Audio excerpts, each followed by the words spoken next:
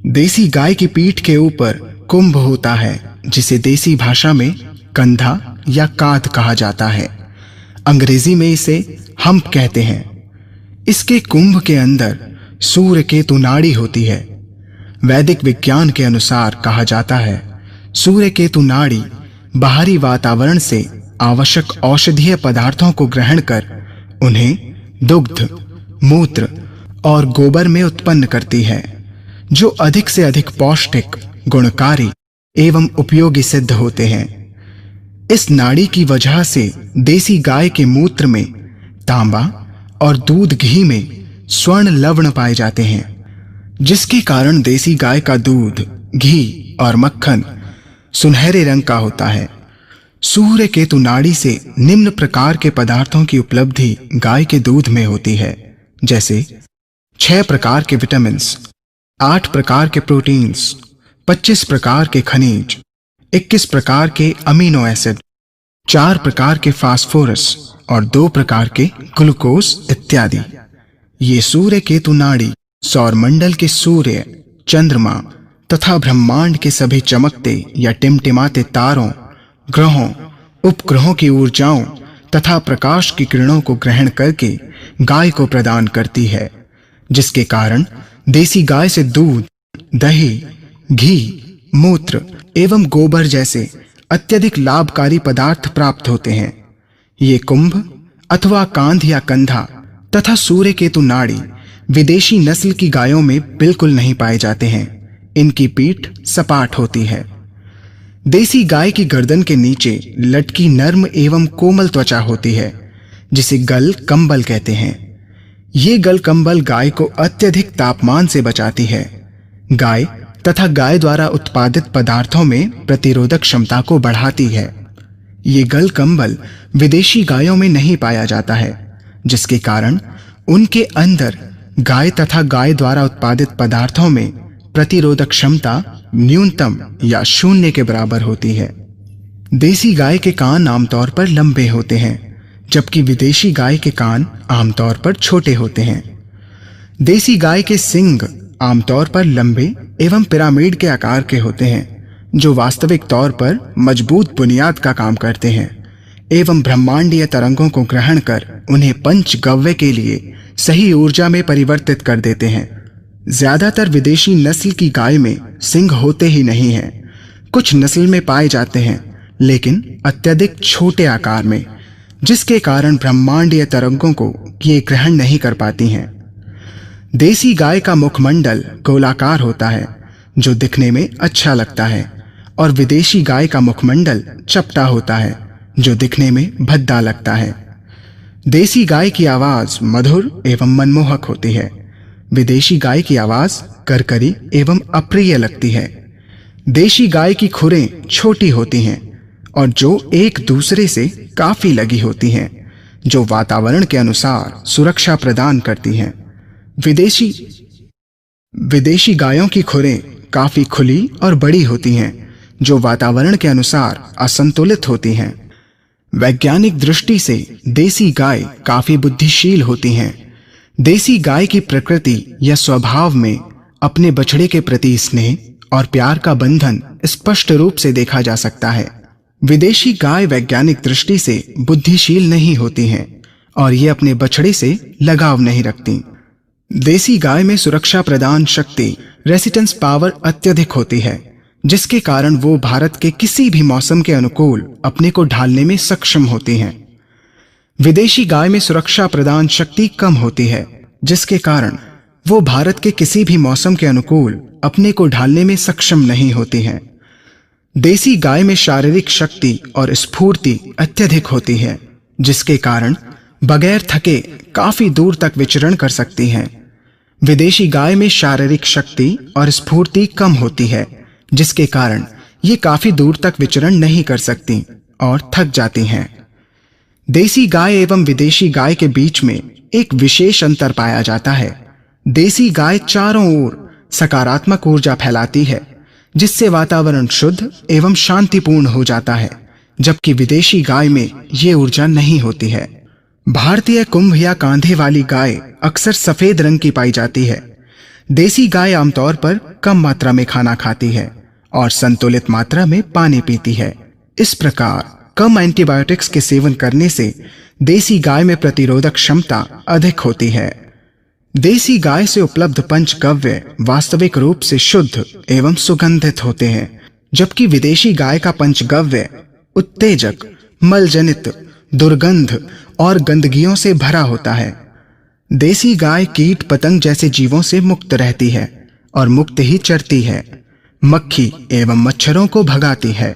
इसका कारण देसी गाय के शरीर में अंदरूनी ग्लैंड से पैदा होने वाली तैलीय पदार्थों जैसी फिसलन होती है, जिससे इनका शरीर साफ सुथरा रहता है, जबकि विदेशी गाय गंदी रहती है और मक्खी मच्छर उसके चारों ओर भिनभिनाते रहते हैं। ये बात स्पष्टनीय है कि भारतीय देसी गाय देखने में चमकदार और तेजस्वी लगती है, जबकि विदेशी गाय डरावनी और गुस्सैली लगती है।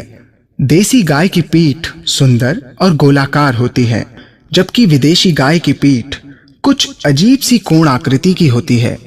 भारतीय देसी गाय का गोबर एक प्रकार की पतली परत से ढका होता है जो सुगंधित लगती है, जबकि विदेशी गाय का गोबर दुर्गंधित होता है।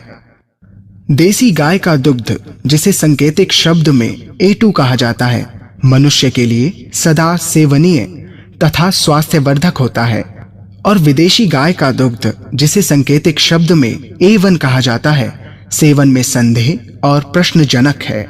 यहाँ पर पहले हमें ये समझ लेना चाहिए कि A2 दूध और A1 दूध क्या है।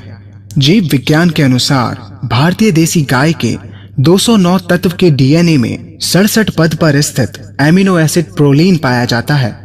किसी कारणवश जब गाय के डीएनए में प्रोलीन एमिनो एसिड हिस्टिडीन के साथ उत्परिवर्तित हो गया तो इस प्रक्रिया को म्यूटेशन कहते हैं।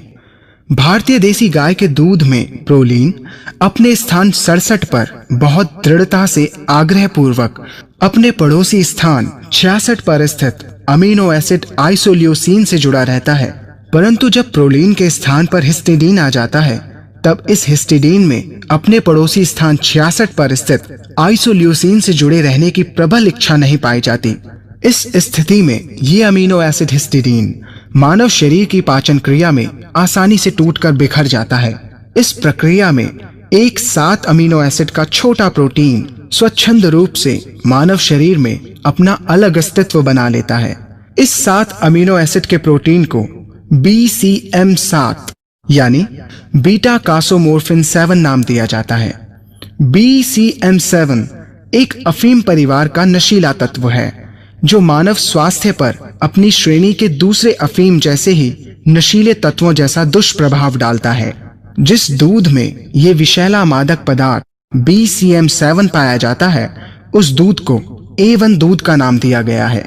ये A1 दूध उन विदेशी नस्ल की गायों में पाया जाता है जिनके डीएनए में 67 स्थान पर प्रोलीन न होकर हिस्टिडीन होता है। भारतीय देसी गाय के दूध में BCM7 नाम का विषैला मादक तत्व नहीं पाया जाता, इसलिए इसे A2 दूध कहा गया है। हाल ही में national bureau of animal genetic research ने बयान दिया है कि भारतीय देसी नस्ल की गायों का दूध उत्तम गुणवत्ता से भरपूर है।